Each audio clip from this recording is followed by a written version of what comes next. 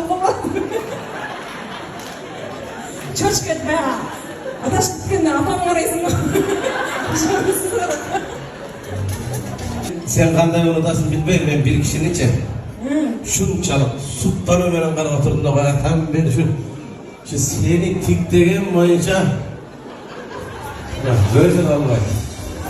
Ana, fonda katarım koy, fonda katarım koy, fonda katarım koy. Ocağı uzarsın. Evet, başlasın. Güllerine mamile var bana. Bunlar tanısın araba koyma. Yeğenim karadım bak. Baştan kanıma bıraktı. Sizler bu ne otururlar? Bu bırak kara oturup, Gülnaz'da kara oturup. Uca 3-4 falan olmadı Gülnaz falan.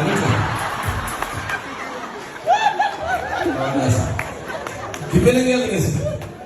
Şef var mı? Şef var mı? Ayşe mi? Şef var mı? Şef, Ayşe.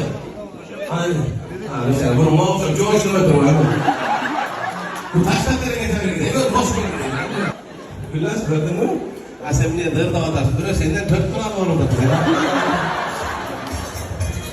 Yürü bir öyle cucuğuna tutar. Kıyamı da hanımın kıyam gülük tutar. Boy gülük. Kolay mirsa. Жақсы нәрсенің болмаған жақсымайды deyip. Bu da ne zor oturatın gel. Bu da ne senin arabanı vatsana okşayın. Жақсы нәрсе getirek olman жақсы. Aynen molları getirip ötür bay.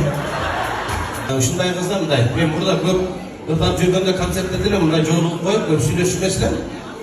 Söyleşmesen adam geçti koydu çoğunu onday. Ayva jönököy kız eкен da, şunday жоғыш kız eкен. Bular şor, bu ayırmak yok. Главное, nam görök olsa boldu eкен.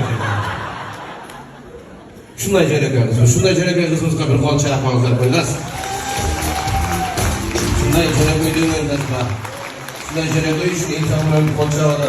Şu jönököy üçün onu bir saatten beri oturup söyle. Şahmat ağacının